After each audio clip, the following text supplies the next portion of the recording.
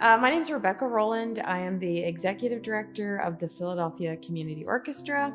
I have been in this role for this is my second season, basically, with the PCO. I started playing cello again at the beginning of last year, and everyone was recommending that I play with a community orchestra. So I found PCO. I went to their concert in June, and I decided to join the concert. So I've been with them for a little under a year. Cello, I think when I was a kid, I wanted to like play the drums, but my parents weren't about that. So the next best thing was a cello, I suppose. So I started playing the cello when I was actually in high school, so a little late. And then I played throughout high school, and I kind of like left it behind in college. And then I left it behind for another 5, 6, 7 years after college. And then I started playing again last year. So yeah, it's been so fun to get back into it. And it's been really encouraging to like start it again. You know, I feel like when you get to your late 20s, 30s, there's this idea that you have to have like your life kind of figured out and like, well, this is who I am, this is what I'm gonna do. But you can always start new things. Like I kept thinking about like all the years I missed when I wasn't playing cello, and I thought like, well, I can never get that back. But in reality, you can just start today and you'll be better in a year. And again, with being with PCO, like I've seen my own progress just within the last like year and a month or two that I've been playing it again. Like 2 years ago, I never would have imagined I would be playing music with other people. So yeah, I don't know my conclusion to that, but pick up your instrument again if you left it behind and join an orchestra.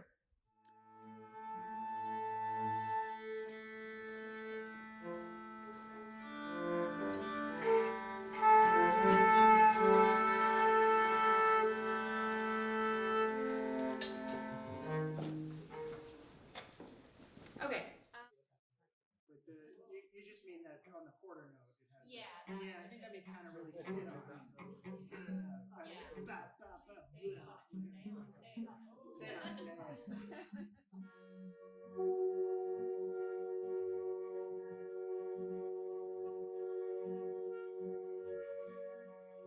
To our second tone, so third note of the piece.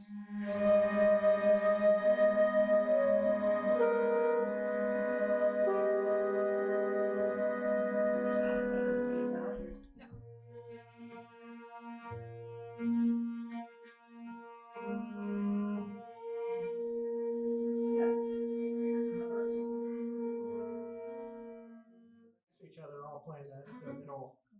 That's great. Okay. All right, let's try it again. Just that first one again.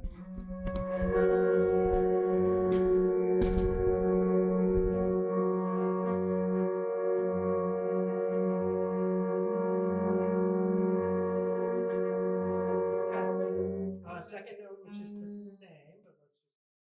Okay, great. I found this one on that. You might flip, and it's fine. I'm here clapping with you and counting, and everyone else in the room is too. But that's why we're just gonna repeat this over and over and over, and I think it's gonna come into place.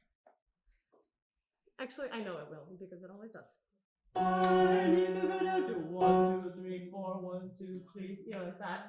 And then we're clapping on the accents only. No, we're gonna clap on all of them, but you're gonna clap extra hard on the accents. So kind of like this, and let's just repeat this ad nauseum, and then at some point I'll signal for us to stop. 1, 2, 3, 4. 1, 2, 3, 4, 1, 2, 3, 4, 1, 2, 3, 4, 1, 2, 3, 4. Not louder. Like I come from like a classical music background, so that's a lot of my training. At some point, I got very interested in freeing myself from the confines of what that music meant for me and the sort of performance practices that it came with, and some of maybe even the baggage that it may have come with. And so, you know, I started exploring other types of music making improvisation from a very free improv standpoint, and then more structured improv, playing with other people who also do that music. Some of those people were, let's say, deep practitioners of that type of music, and some were also new to it. I also started doing like other folk music and whatnot.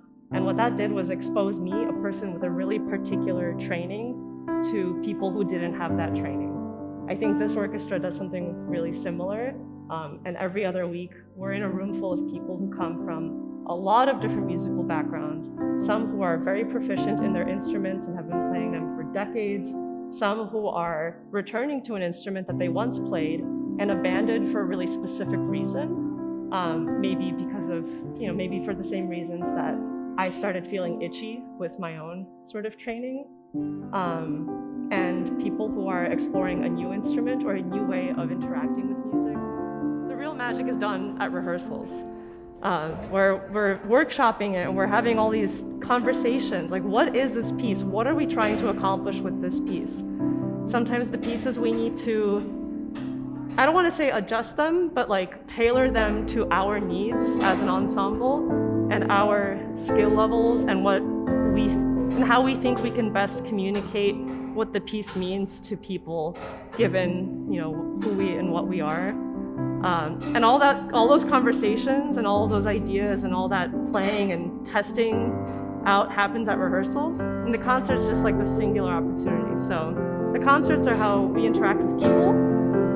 That's where, we have an audience and it's awesome. And it's like, without that, I don't know, it wouldn't be as fun to just play to an empty room. But it's like the rehearsals on the bi-weekly basis is where we have all the conversations that shape that concert. And anybody can come to those. And you can come once and be like, wow, that was really interesting. I can't make any other Saturday, but I made this one, and that's cool enough.